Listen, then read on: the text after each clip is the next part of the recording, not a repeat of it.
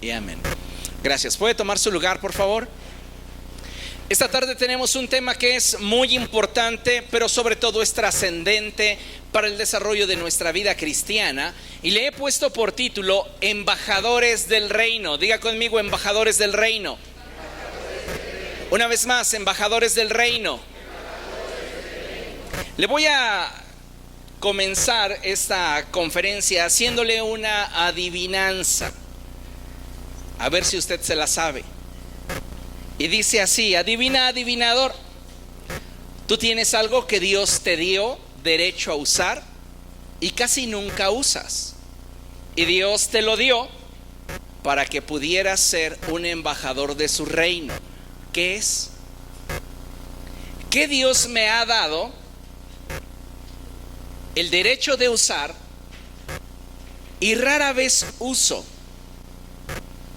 ¿Qué es esto que Dios me dio para que yo pudiera ser un embajador de su reino?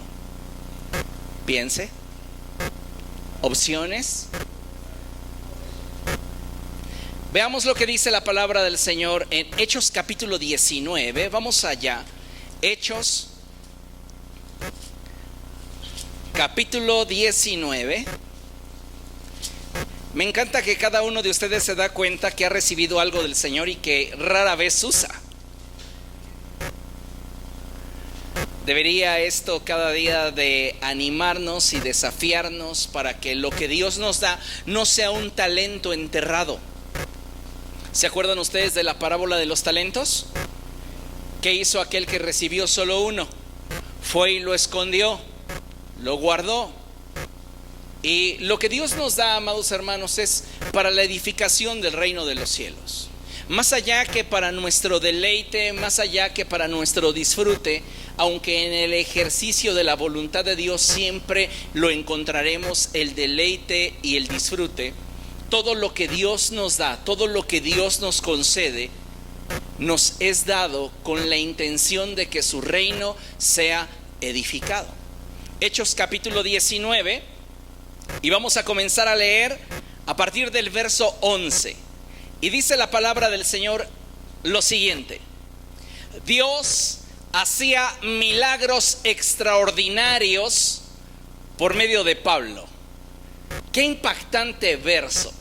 Porque si ya de por sí un milagro es un suceso fuera de lo ordinario, pareciera que la palabra de Dios subraya el hecho de lo que Dios hacía a través de Pablo, y la escritura lo enfatiza así: Dios hacía milagros extraordinarios por medio de Pablo. ¿Sabe? Dios desea hacer milagros extraordinarios por medio de usted. Y Dios quiere que el reino de los cielos avance usando su vida como un medio para dicho extendimiento. El verso 12 dice: a tal grado que a los enfermos les llevaban pañuelos y delantales que habían tocado el cuerpo de Pablo y quedaban sanos de sus enfermedades, y los espíritus malignos salían de ellos.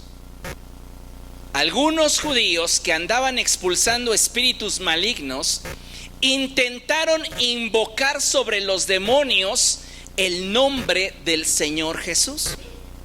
Decían: en el nombre de Jesús, a quien Pablo predica, les ordeno que salgan.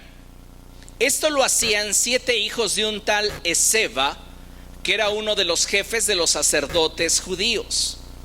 Un día el espíritu maligno les replicó: conozco a Jesús y sé quién es Pablo, pero ustedes, ¿quiénes son?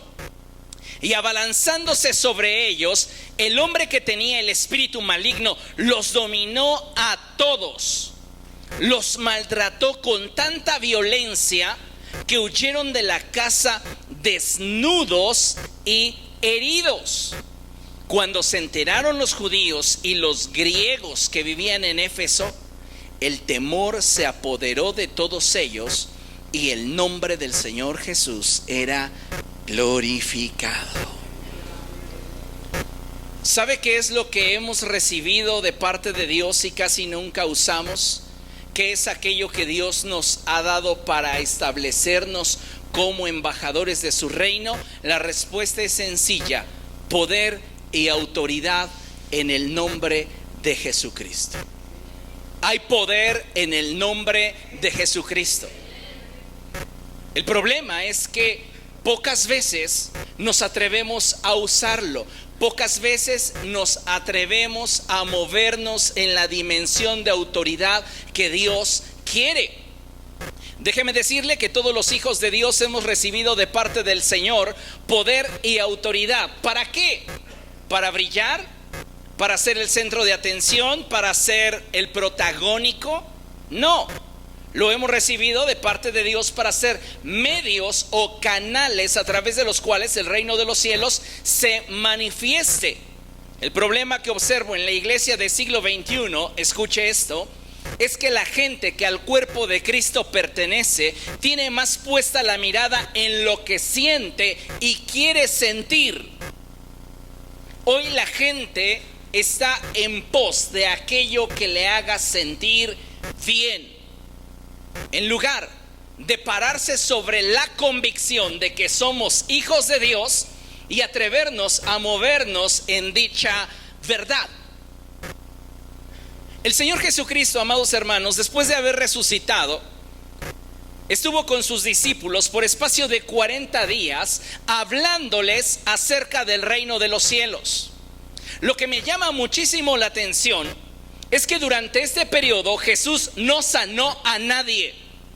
Jesús no resucitó a nadie, porque su enfoque era que su iglesia entendiera cuál era su papel en la tierra. En otras palabras, Jesús ya no tenía nada que demostrarle a nadie. Cuando no tienes nada que demostrarle a nadie, es porque todo ya ha sido evaluado y comprobado. En este caso, el hecho de que Jesús es el Hijo unigénito del Padre estaba más que claro. Así que él ya no necesitaba probar que era él. Entonces, toda su capacidad se dedicó y se orientó hacia una sola cosa: revelarles los misterios del reino para que entendieran cuál era su papel en la tierra. Y una vez que la promesa del Padre, es decir, el Espíritu Santo, descendiera sobre de ellos y ellos fueran llenos del Espíritu del Señor, el reino de los cielos comenzara a avanzar en las dimensiones que un día Cristo mismo soñó. ¿Se acuerda de aquella vez en la cual Cristo está pensando en voz alta? Y él dice: yo edificaré mi iglesia y las puertas del infierno no prevalecerán contra ella. En la mente de Cristo siempre ha habido una iglesia gloriosa, llena del poder del Espíritu Santo. Una iglesia que avanza contra viento y marea y que logra afianzarse del reino de los cielos y establecerlo en la tierra. Esto es lo que está en la mente de Jesús. Lo triste es que hoy día la iglesia del siglo XXI está atravesando por una enorme decadencia. Decadencia que se ve desde los púlpitos hasta la congregación. ¿Por qué? Porque hoy día no en todos los lugares encontramos una predicación que apunte a la responsabilidad que como iglesia tenemos frente a los desafíos que está experimentando nuestra generación. Hoy el hecho de lo que la Escritura declara respecto de David, de que él sirvió a su generación conforme al propósito de Dios, es algo que la iglesia en muchos sectores ha olvidado. El servicio para muchas personas se ha convertido en una carga y ha dejado de ser un privilegio. Y tal es la decadencia que hoy encontramos en la estructura de la formación de carácter dentro del cuerpo de Cristo, que hoy día muchos creyentes saben cómo tener éxito. 5 pasos para el éxito. Y la gente se lleva las conferencias hasta de A3, de A5 para regalar. Pero si hablamos del camino estrecho, entonces ni ellos la compran. La gente hoy día sabe cómo tener éxito. En muchas iglesias se les mantiene entretenidos de tal manera que ellos son los que se sienten en el centro de la congregación. Y Cristo puede esperar en una esquina o afuera de los auditorios, no importa. Lo importante es que yo me sienta bien. Hay iglesias que si no tienen cantantes, su congregación no asiste. Tienen que tener, permítame la expresión, y lo pongo entre comillas, artistas cristianos cada fin de semana que los entretengan. No aguantan un sermón de 1 hora, hora y media, porque pareciera que se les comienzan a calambrar las piernas o el sanitario les llama: ven, ven. No venimos a otra cosa sino a buscar a Dios. Y paradójicamente hacemos de todo menos escuchar la voz de Dios. Pienso que en este tiempo Dios está despertando una generación diferente. Una generación que de forma sincera y honesta quiere ver al mundo arder, pero en el fuego del Espíritu Santo. Hay gente que en la oficina, en la escuela, en el lugar donde laboramos, va a querer ver el mundo arder y está buscando que siempre hayan problemas. Pero sabe, la forma en la cual nosotros hacemos el mundo arder es dando evidencias del reino de los cielos. Y esto no sucederá si nosotros no descubrimos cuál es nuestro papel en esta generación. Y no va a pasar, amados hermanos, si no profundizamos en nuestra relación con Dios. Vea lo que dice la Escritura en Mateo capítulo 10. Vaya conmigo, Mateo capítulo 10,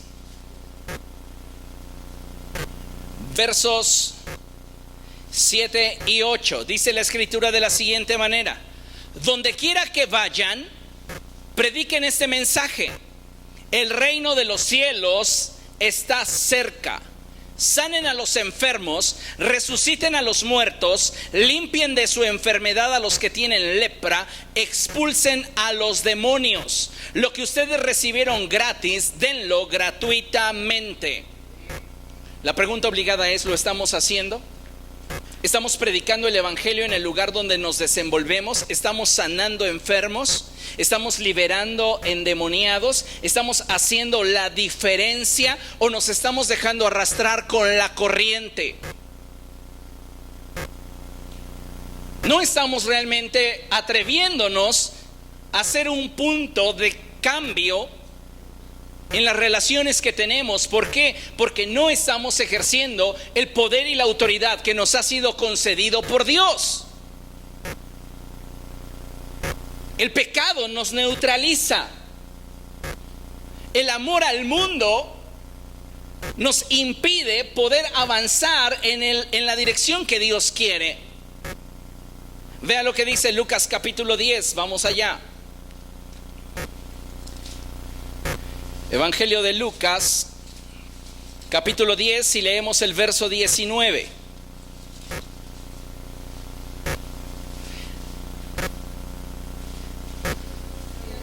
Lo leemos desde el 17. Dice la palabra del Señor así: cuando los 72 regresaron, dijeron contentos. ¿Cómo estaban? ¿Cómo estaban? ¿Cómo estaban?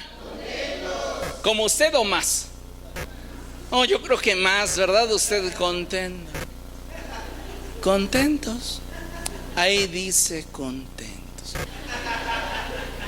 Tenemos que reflejar la alegría, el gozo por todo aquello que Dios nos permite tener y disfrutar. Ellos fueron con una encomienda: vayan, sanen, establezcan el reino, prediquen, consuelen, echen fuera demonios. Y regresaron contentos. Yo me los imagino así de ¡wow!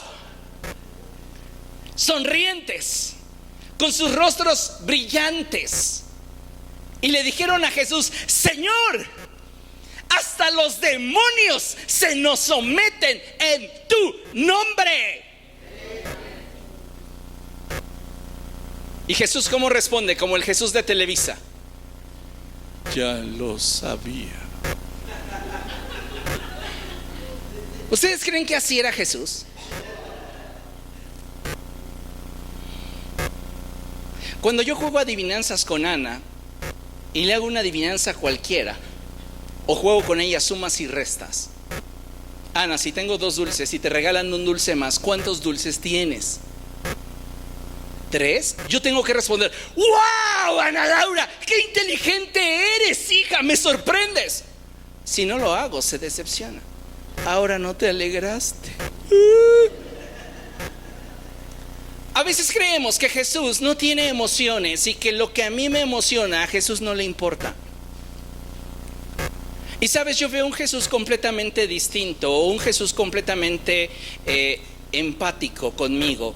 Y cuando yo llego y le digo: Señor, aún los demonios se me someten en tu nombre, y Él me mira, sonríe y dice: sí, te he dado poder y autoridad para hollar sobre serpientes y escorpiones y sobre toda fuerza del maligno, y nada te podrá hacer daño. Él está ahí. Yo no me imagino a un Jesús diciendo: cosas más grandes vendrán. No.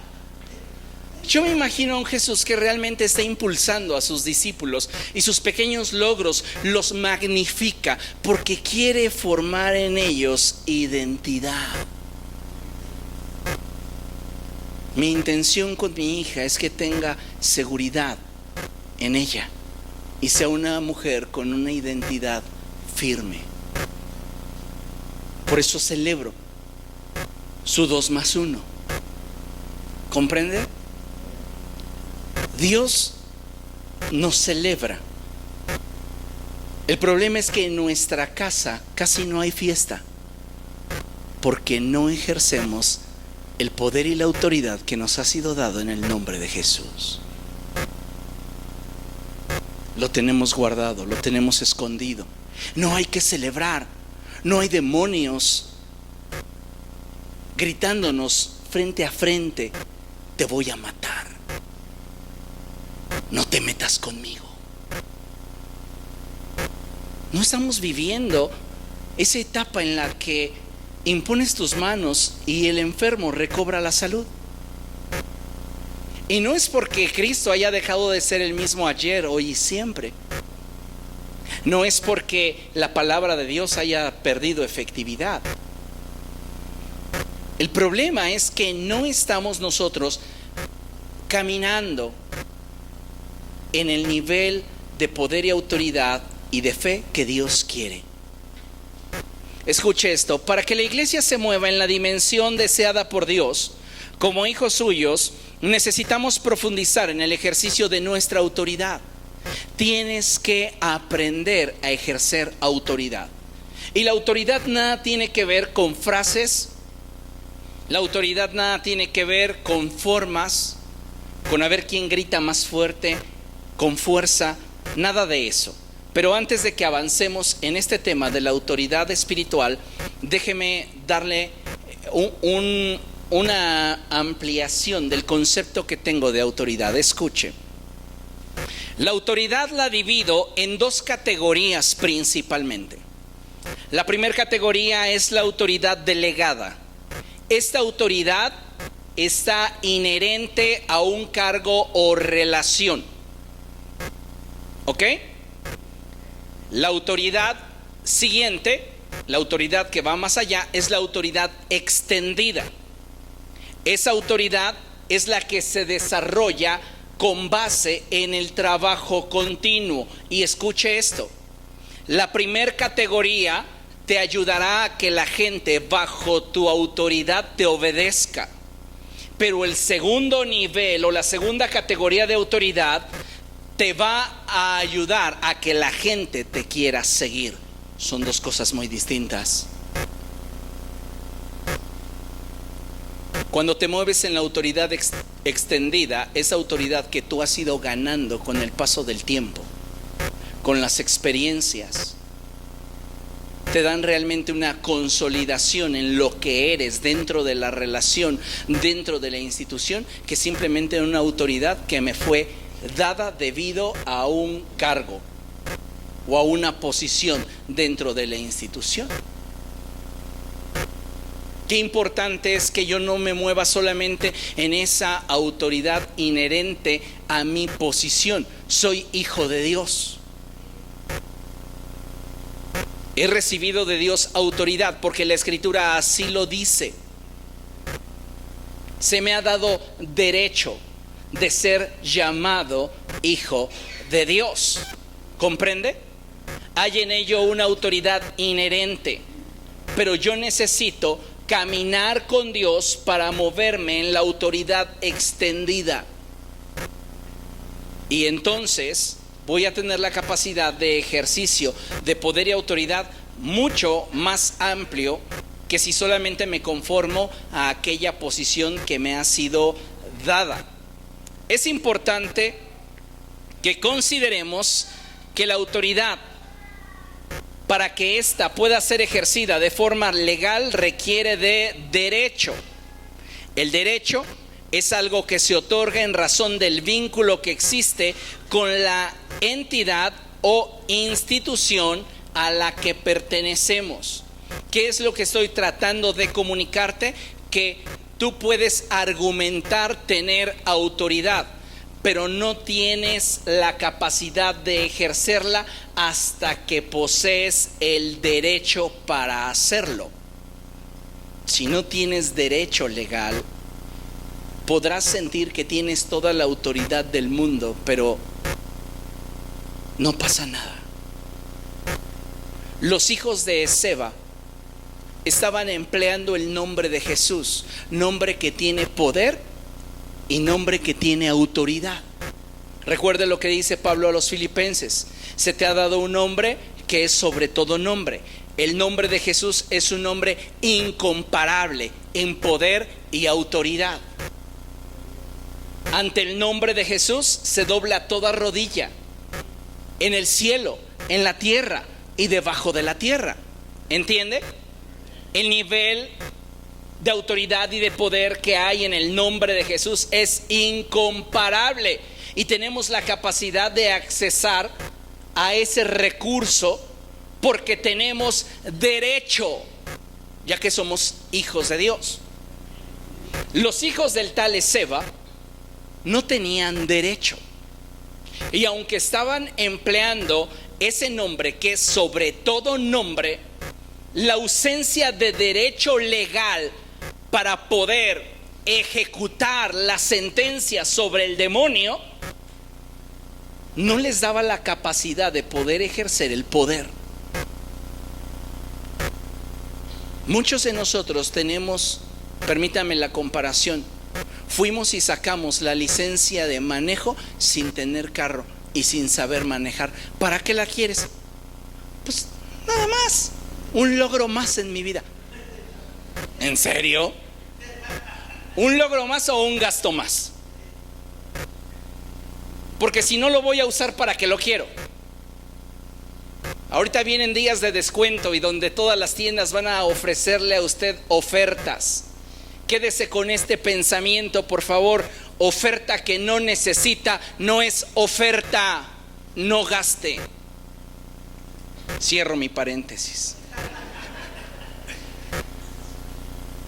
Necesitamos entender que si tenemos el derecho legal para ejercer la autoridad y el poder que procede de Dios, ¿por qué no lo estamos haciendo? Si tengo el derecho legal porque me sé hijo de Dios, ¿por qué no estoy sanando a los enfermos? ¿Por qué no estoy liberando a los endemoniados o a los oprimidos? No toda la gente está endemoniada en nuestro derredor. Hay gente que está siendo oprimida. Y no toda la gente que está siendo oprimida es oprimida por demonios.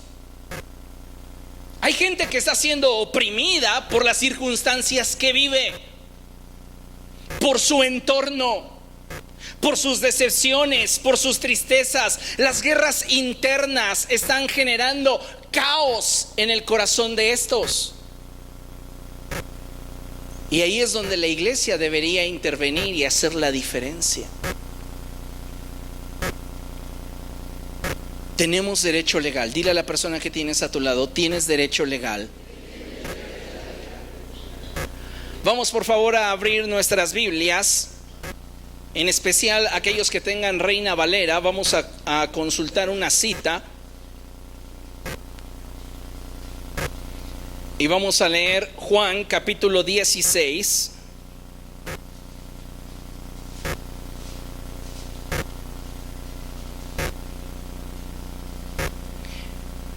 Juan capítulo 16. Y vamos a darle lectura al verso 23. ¿Lo tiene? Juan capítulo 16, verso 23.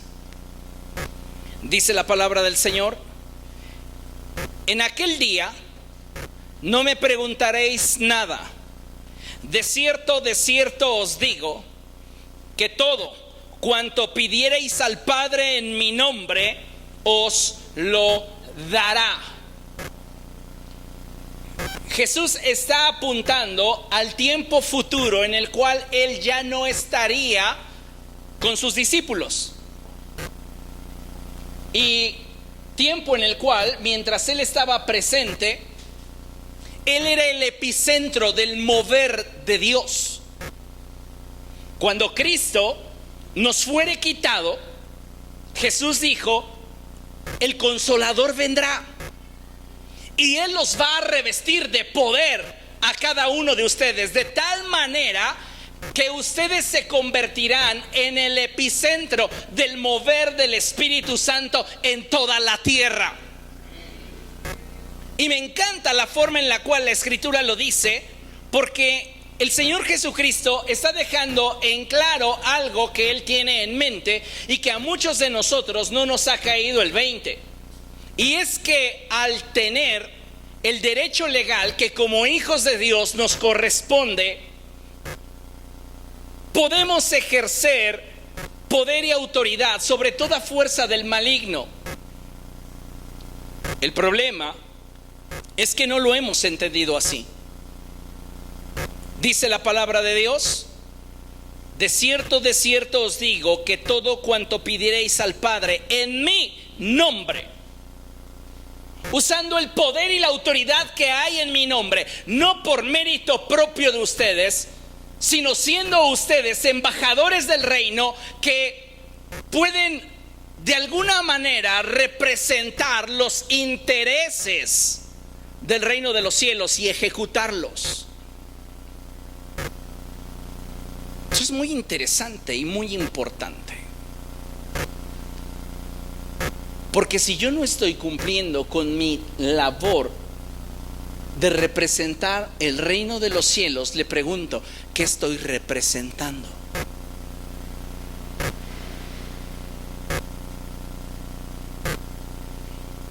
Mire, el nombre de Jesús es la clave y encierra en sí mismo la síntesis y la plenitud del poder y la autoridad del reino de los cielos.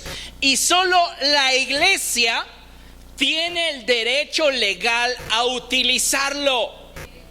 Este concepto, muchos religiosos lo han entendido y lo han tergiversado para destacar su organización religiosa y decir: nosotros somos la iglesia.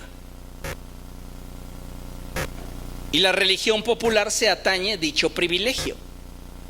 Pero cuando apuntamos hacia el concepto iglesia, no apuntamos hacia una organización religiosa. Apuntamos hacia un grupo de personas que han tenido un encuentro, una experiencia con Dios. Tú no eres iglesia si no has nacido de nuevo. No eres iglesia si no eres templo del Espíritu Santo, porque no estás en Cristo. ¿Entiende eso? Es lamentable que hoy día se escuche más: en el nombre de Jesús te ordeno, espíritu inmundo, que salgas, en una hacienda donde se realizan retiros de alcohólicos anónimos, que donde quiera que nosotros vamos.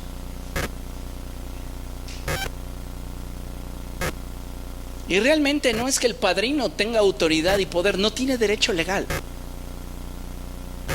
Entonces, ¿qué es lo que sucede ahí? El demonio se cansa y les hace creer que el círculo psicosomático y psicológico en el que se están desenvolviendo funciona.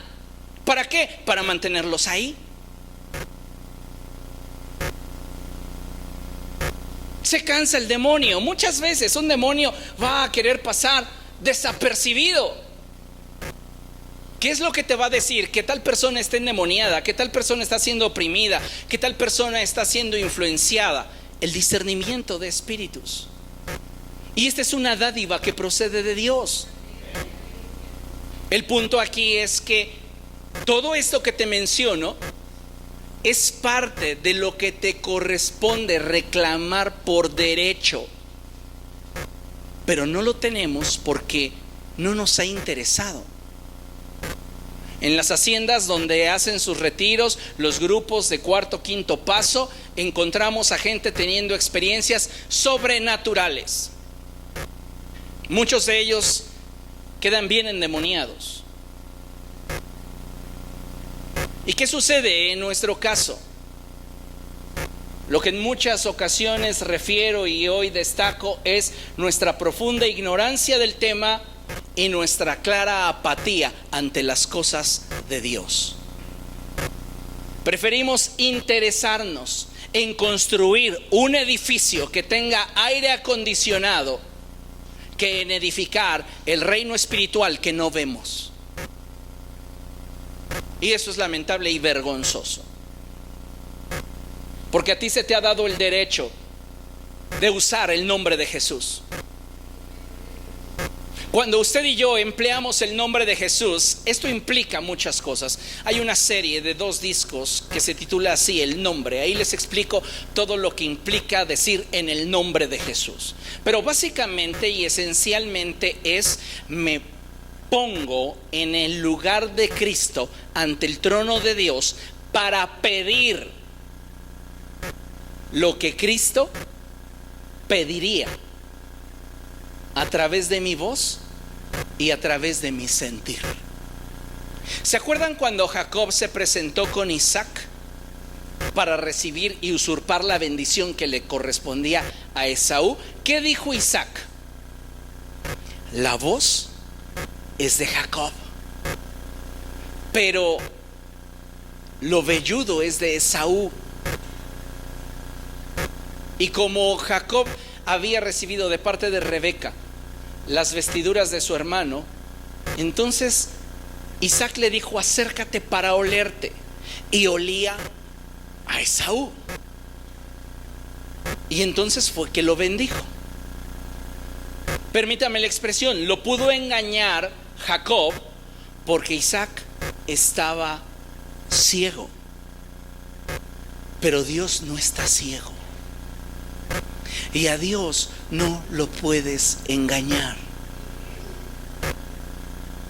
Entonces, algo interesante aquí es que cuando estamos orando, intercediendo, clamando, y usamos el recurso dado por el cielo a quienes tenemos derecho legal de ejercerlo, y empleamos la expresión en el nombre de Jesús, el cielo inmediatamente responde al nombre. Y lo que hace el Espíritu es discernir si la oración tiene en esencia el corazón de Cristo o no. Les decía, he conocido gente en el ministerio que es demasiado impulsiva, demasiado colérica, y que aunque hace o tiene actividad espiritual, no tiene carácter. Entonces, en algún momento llegué a conocer a personas que, ejerciendo el ministerio, si las personas a las que ministraban no hacían lo que querían, se enojaban a tal grado que comenzaban a soltar maldiciones sobre la grey. ¿No me vas a prestar tu carro el fin de semana? Maldigo tus posesiones en el nombre de Jesús. La gente terminaba espantadísima. Es que el pastor ya me maldijo. Ey, cálmate, o sea, tenemos autoridad, pero no somos todos poderosos, ¿eh? El único todopoderoso es Cristo. Cuando yo declaré, te maldigo en el nombre de Jesús, la oración subió a la presencia de Dios y el Espíritu Santo discernió si estaba el corazón de Cristo en esa expresión. Cuando vio que era mi impulso colérico y que nada se parecía a Cristo, esa oración se colocó en la fila de oraciones que jamás serán contestadas, porque usurpé un nombre que, aunque tengo derecho, está siendo empleado de una forma ilegítima, ilegal. ¿Comprende? Vea lo que dice la Escritura en Marcos capítulo 9. Vamos allá.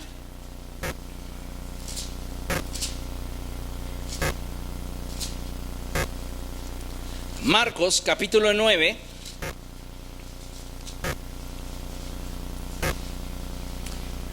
versos 38 y 39. Dice así: Maestro, dijo Juan, vimos a uno, diga conmigo, vimos a uno que expulsaba demonios en tu nombre y se lo impedimos porque no es de los nuestros.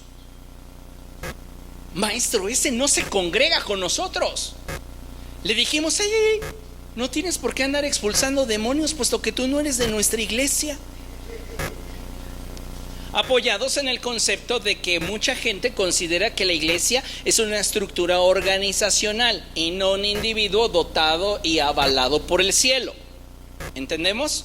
Bien. Jesús le responde en el verso 39: no se lo impidan. Nadie que haga un milagro en mi nombre puede a la vez hablar mal de mí. Wow. Lo que les voy a decir es muy sorprendente, porque en esta expresión de Jesús no limita los milagros y el ejercicio de la autoridad al pueblo cristiano, evangélico, protestante, ortodoxo de la Ciudad de México.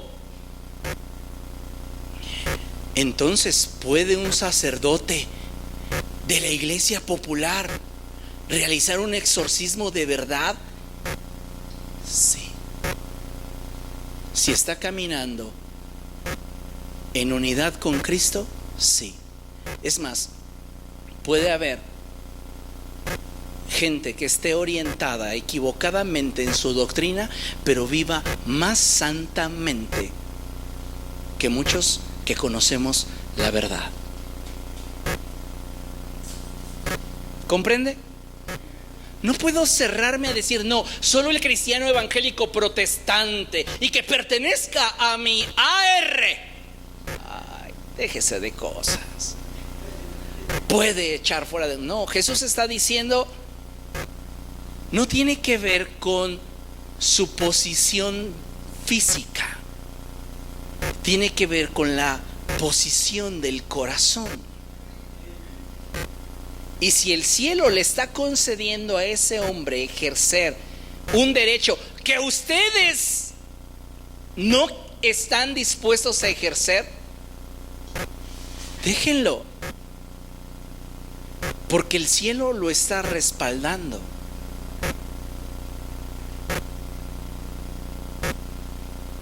Los religiosos en el tiempo de Jesús no aceptaban el hecho de que Cristo tuviera ese poder y esa autoridad. Y tal era su desprecio por el Señor, que se atrevían a decir que Jesús expulsaba a los demonios por medio de Belcebú, príncipe de los demonios. Y Jesús en una ocasión, me encanta cuando les dice: a ver, y si yo expulso a los demonios por medio de Belcebú, ¿por medio de quién los expulsan los hijos de ustedes? No expulsaban demonios, ni ellos, menos sus hijos. Hablan lo que no saben y lo afirman con tal certeza que en su certeza se condenan a ustedes mismos.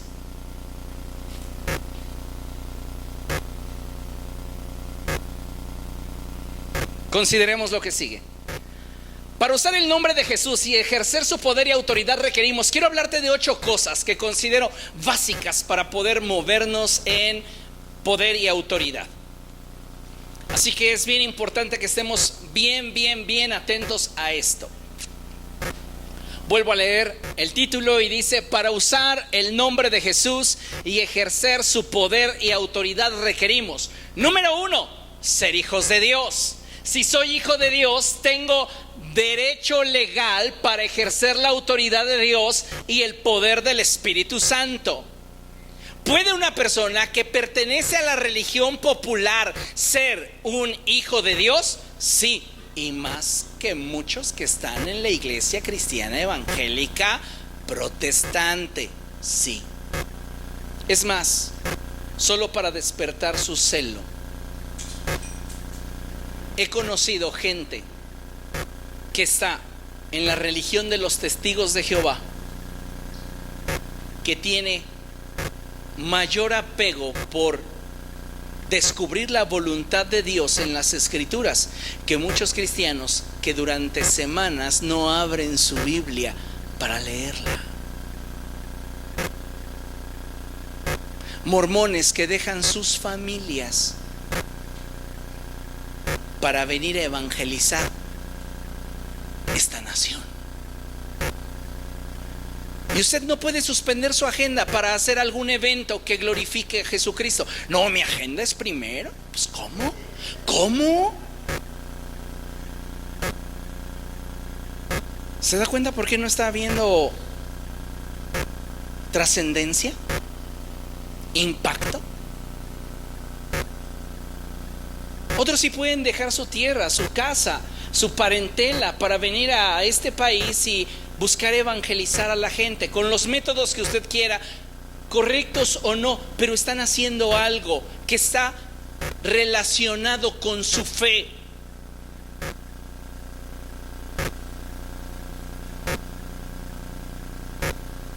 Mucha gente, incluyendo a los testigos de Jehová, tienen tal convicción sobre agradar a Jehová que si su organización tiene un evento importante, prefieren recibir sanciones económicas en sus lugares de trabajo, pero cumplir devotamente con aquello que consideran parte de sus vidas. Y el cristiano no, el cristiano dice: pues total, no pasa nada. ¿Por qué? Porque no hemos llegado al nivel de comprensión y entendimiento de lo que implica caminar con Jesús. Todo nos ha llegado gratis. Y cuando le das todo a una persona, difícilmente logra valorar el por qué se lo diste a esa persona. Entonces la salvación nos llega como por casualidad. Y no porque intencionalmente Dios, habiendo podido salvar a 10 personas en tu derredor, te eligió a ti. No es tu bondad ni es qué tan noble eres para el mensaje del evangelio lo que te permitió ser salvo. No, nadie puede venir a Cristo si no le fuese dado del Padre. Te escogió a ti. Pudiendo haber salvado al mundo entero y que tú te condenaras, prefirió escogerte a ti. Muchas veces no estamos valorando porque todo nos llegó fácil. Y creemos que como nos llegó fácil, pues, ¿cómo pudo dármelo a mí? Se lo pudo dar a cualquiera. Pierde entonces la intencionalidad de las cosas. Y créame al menos una cosa, yo sé que a mí Dios me salvó intencionalmente. Fue muy intencional conmigo.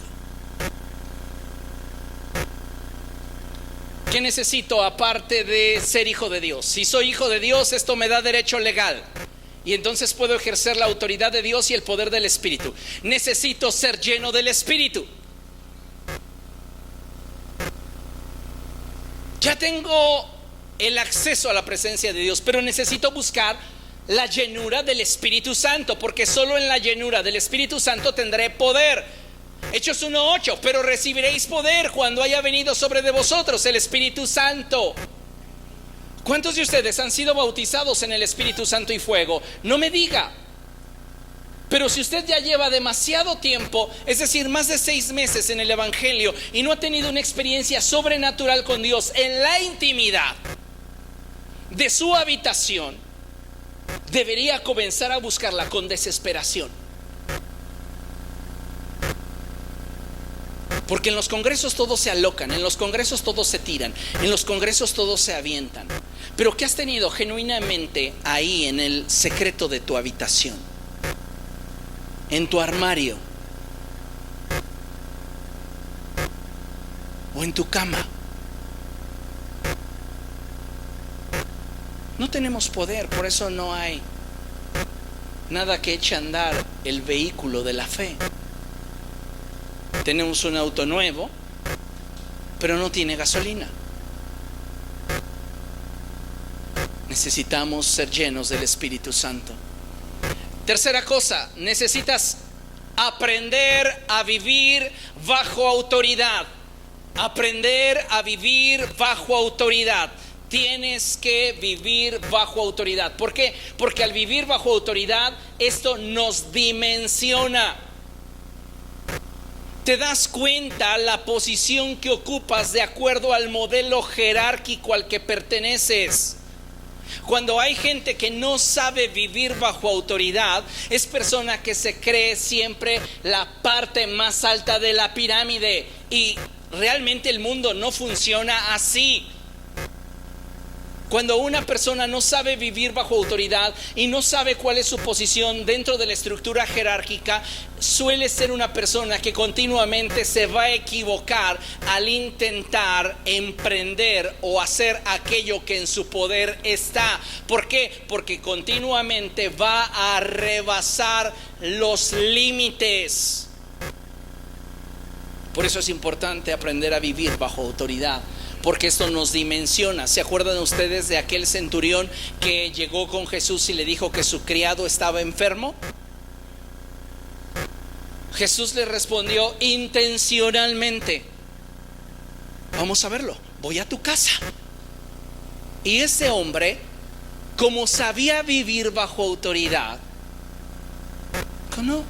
no necesitas ni moverte del lugar, tan solo di la palabra y mi siervo quedará sano, porque yo soy también un hombre bajo autoridad, y le digo a este ve y va, y le digo a aquel ven y viene. Y Jesús dice: hasta que alguien lo entendió. Ve y sea contigo como quieres. Al siguiente día, un día de camino, preguntó el centurión a qué hora había sanado su siervo, y le dieron la hora, y era la hora a la cual Jesús le dijo: ve, se hará como quieres. ¿Quieres el poder del Espíritu Santo? ¿Quieres la unción? ¿Quieres andar sanando a todo el mundo? Pero no eres capaz de obedecer la orden del pastor. La iglesia del siglo XXI no es una iglesia que se caracteriza por vivir bajo autoridad. Es una iglesia que está aprendiendo a informar al pastor de sus decisiones, nada más. Pero no vive bajo autoridad. Y esto a veces nos confunde, porque creemos que estamos viviendo bajo autoridad, pero lo único que estamos haciendo es informar de lo que ya decidimos hacer. Y gracias a Dios tienen un pastor que sabe entender eso. O sea, la cacho de inmediato. Y entonces, pues si ya fue tu decisión, ¿para qué te digo que no? Ve y estréllate. ¿Comprende? No, es que usted como pastor debería usar su callado para evitar que me estrelle. No me estás considerando para la toma de decisiones. La decisión la tomaste tú. Cuando me consideres para la toma de decisiones, me sentiré responsable de la decisión que tomes a la luz de mi consejo. Pero mientras que no lo hagas, vas solo.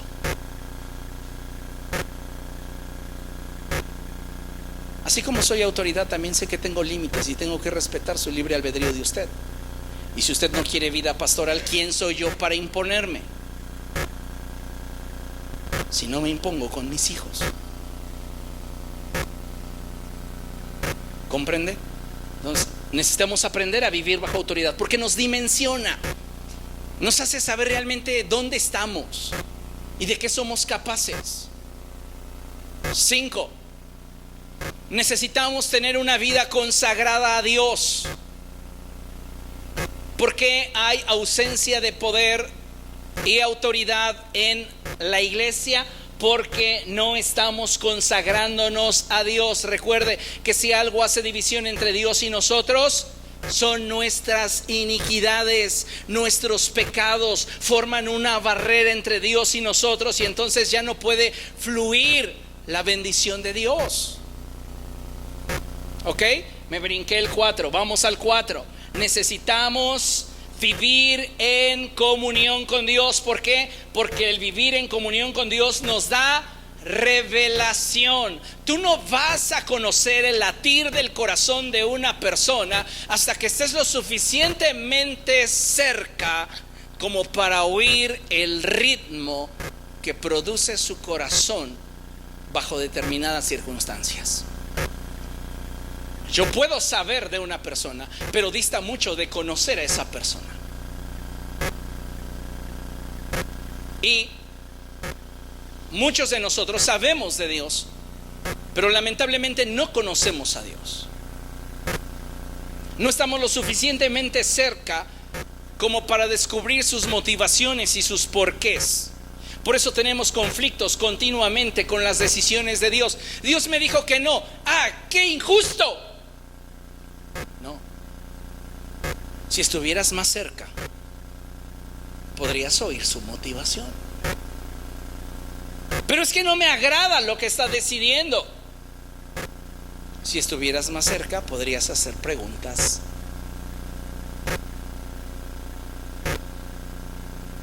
que trajeran a tu corazón revelación. ¿Comprende? Tener comunión con Dios me va a dar revelación. Conoceré su corazón, conoceré sus motivaciones, y entonces yo podré usar el nombre de Jesús con esa certeza que me da el saber hacia dónde se mueve su corazón. Ejemplo, les hablaba yo del pastor que maldijo al hermano que no le quiso prestar su carro. Ejemplo bíblico, Pedro se encuentra con un hombre que le quiere dar dinero a cambio de que cuando este hombre imponga sus manos, la gente a la cual él le imponga las manos sea bautizado en el Espíritu Santo. ¿Y qué le dice Pedro? Tu dinero perezca contigo. Otro ejemplo bíblico, Pablo se enfrenta contra Elimas, el hechicero, y este comienza a tratar de meter mala onda en contra de Pablo para que las puertas se le cierren a Pablo. Y Pablo, con la autoridad que tiene, lo maldice para que quede ciego. Y el hechicero queda ciego. Otro ejemplo bíblico, Eliseo está subiendo un cerrito Y ahí va el hombre ya cargado de años, y los chavos comienzan a burlarse de él y le empiezan a decir: sube acá, viejo calvo, sube acá, viejo calvo. Y él los maldice en el nombre del Señor. Salen dos osas y se los tragan. No es a capricho. ¿Por qué pudieron emitir estos juicios tan severos? Porque compartían el corazón de Dios. Y lo que esos chavos estaban atacando no era un hombre imperfecto, era la investidura de alguien a quien Dios había escogido. ¿Comprenden? Entonces, tenemos que tener comunión con Dios para movernos en acuerdo con Él. El 5, al tener una vida consagrada, tendremos acceso a Él.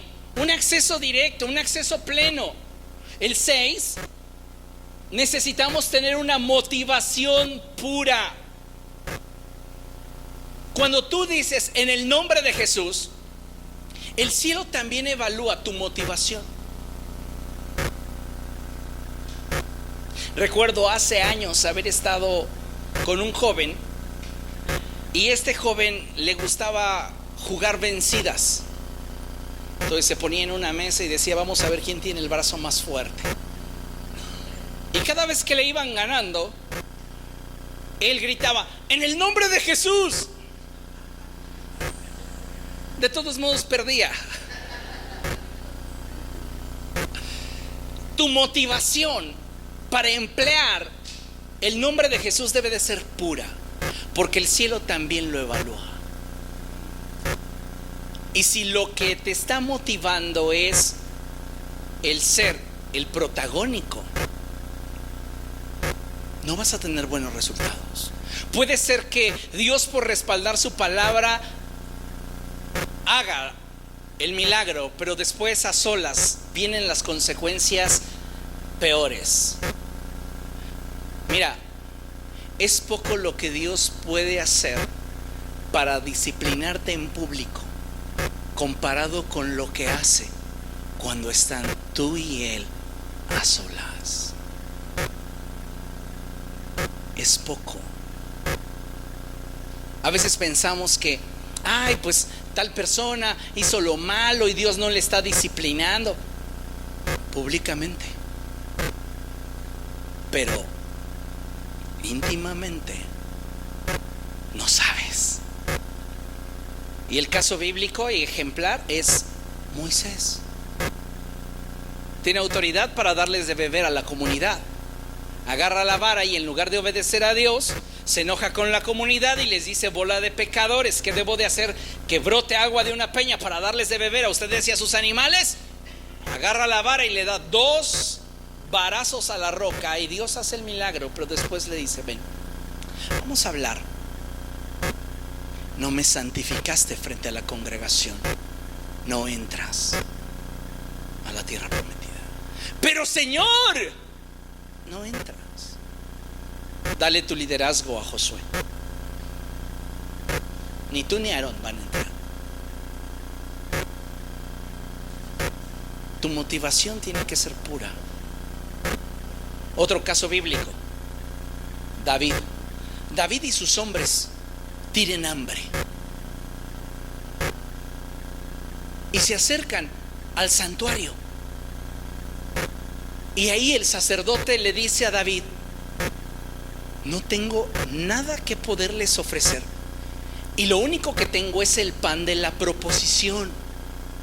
Tú sabes, David, que ese pan es un pan consagrado, que solo los sacerdotes tienen derecho a participar. No cayeron muertos, porque su motivación era pura. Comieron y se saciaron. ¿Comprende? Cuando usted va a usar el nombre de Jesús, su motivación realmente será lo que esté tocando la puerta del cielo o no. Y aguas con el compromiso que usted adquiera cuando le diga a una persona: yo oraré por ti, y no lo haga. Porque usted, teniendo la posibilidad de tocar a la puerta del cielo a favor de esa persona, se lo está negando. Es muy común que muchas veces digamos: sí, no te preocupes, oramos. En ese instante, antes de que se le olvide, haga una oración y libérese del yugo. Porque nada más dar avionazos espirituales no está padre, ¿ok? Hay gente que está esperando que realmente sí intercedas por ellos y que hagas la diferencia. Pero necesitas tener una motivación pura. Yo voy a orar por usted, hermanita. Ah, sí, para que me diga que sí. Pues el cielo no creo que responda.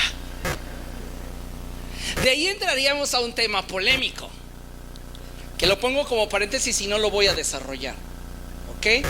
Nada más como paréntesis para los chavos. Porque se les enseñó por mucho tiempo que Dios ya tenía a la otra persona idónea y escogida y perfecta para ustedes. Les vendieron una mentira. Porque el único que no tuvo opción para escoger fue Adán. La mujer que tú me diste. Y ahora ustedes están a la cacería de alguien, escuche, que los merezca, que los valore y que vea lo mismo que ustedes. ¿Lo vas a descubrir? No un fin de semana, en un trayecto que implicará voluntad, decisión, compromisos, sacrificios. Y entonces vas descubriendo qué tan afín es esa persona a lo que siempre quisiste tener. Porque algunos dicen: no, yo me voy a esperar hasta que aparezca, así como que descienda de entre las nubes la persona que el Señor escogió para mí, y se oiga el canto angelical. ¡Tarán! Es este el varón que elegí para ti, y hasta con el físico que querías. Gracias, Señor, mis 40 semanas de ayuno me funcionaron. No, eso no sirve. Eso no sirve. Si quieren corroborar más de esto, escuchen la 9ª conferencia de la serie Familias Desesperadas. Y ahí hablo, el título es Evitando besar al sapo. Hablo de las características que debe de tener todo joven cuando está en la búsqueda de esa media naranja completa. Porque ninguno de nosotros debería emprender una relación estando falto. Mejor las 2 naranjas, ¿ok? 7. Necesitamos ser disciplinados. Diga conmigo: disciplinado. Disciplinado. Disciplinado. ¿Cómo sé que soy disciplinado? Cuando hago aquello que debo de hacer aunque no quiera. Usted ya adquirió la disciplina de levantarse a correr cuando la mañana está tan deliciosa. Y usted dice: pues tengo que ir a correr. Pero quédate, hoy no vayas. Usted sabe qué hace, si permanece en la disciplina o se relaja. Adquirir una disciplina requiere por lo menos de 3 semanas. Perderla 2 días. Usted decide. Y cuando hablamos de disciplinas espirituales, apuntamos a lo que no les gusta: orar, leer la Biblia, ayunar, compartir el Evangelio. Deberían de tener como disciplina, si no tienen la facilidad de compartir a Cristo persona a persona, irse a repartir folletos una vez por mes a algún lugar donde haya mucho tránsito de gente.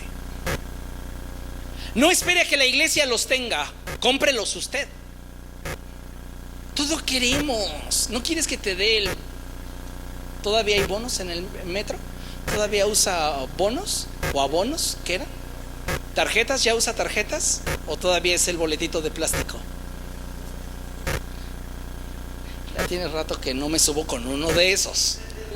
Yo uso el de papelito. Pero disciplínate a compartir el mensaje del Evangelio, a invertir. en la salvación de otros. Orar más tiempo. ¿Cuánto oras? Respóndete tú. ¿Cuánto puedes orar sin distraerte? Señor Jesús, estoy delante de tu presencia, Padre, ojalá y gane el Cruz Azul. Ya tu mente está en otra cosa. Honestamente, ¿cuánto tiempo puedes orar sin distraerte? Señor, estoy en tu presencia, nada más déjame ver mi estado de WhatsApp. Sí, Señor, y sigo contigo, no te preocupes. Notificación del Face. Sí, Padre, como te venía diciendo.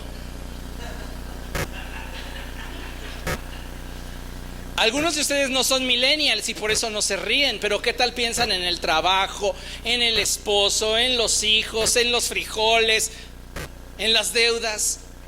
¿Tocaron? ¿Eran los de Coppel? Oiga, no. Si usted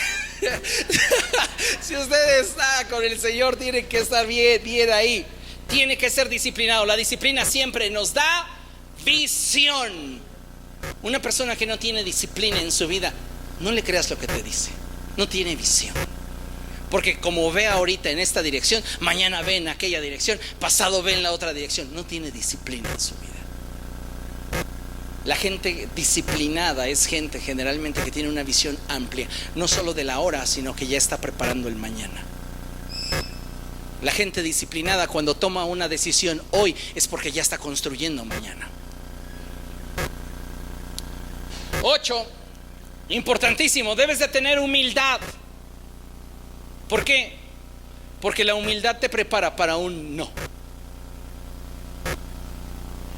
Porque aún teniendo todo eso, para que el milagro suceda, empleando el nombre de Jesús, que es todopoderoso y que no hay igual a Él en autoridad, debe de coincidir con lo que el Padre determine en su sola soberanía. Y si el Padre dice no, te quedas con todo lo anterior y no pasa nada. Eso lo tuve que aprender en los primeros años de ministerio, donde por los enfermos terminales que oraba, si se morían, no pasaba nada. Y tuve que aprenderlo así. Hay cosas que Dios en su sola soberanía va a determinar que pasa.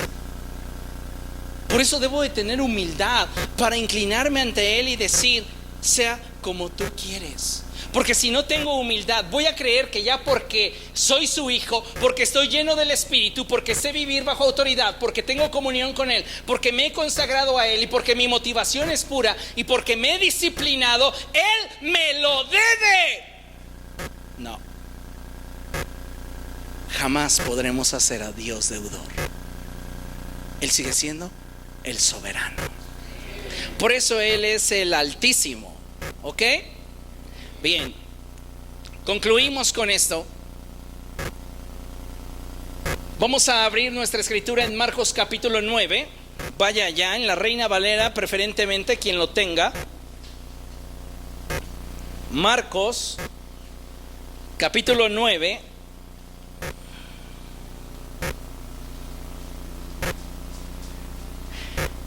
A partir del verso 17, y dice así: y respondiendo uno de la multitud dijo: Maestro, traje a ti a mi hijo, que tiene un espíritu mudo, el cual donde quiera que le toma le sacude y echa espumarajos y cruje los dientes y se va secando.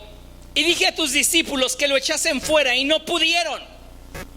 Los discípulos no pudieron echar fuera a este demonio. Y respondiendo Jesús les dijo: oh generación incrédula, ¿hasta cuándo he de estar con vosotros? ¿Hasta cuándo os he de soportar? Traédmelo. Y se lo trajeron. Y cuando el espíritu vio a Jesús, cuando el espíritu inmundo vio a Jesús, wow, hay cosas que el reino de las tinieblas no soporta ver. Y cuando tú eres un embajador del reino, el reino de las tinieblas te ve como una amenaza a sus intereses.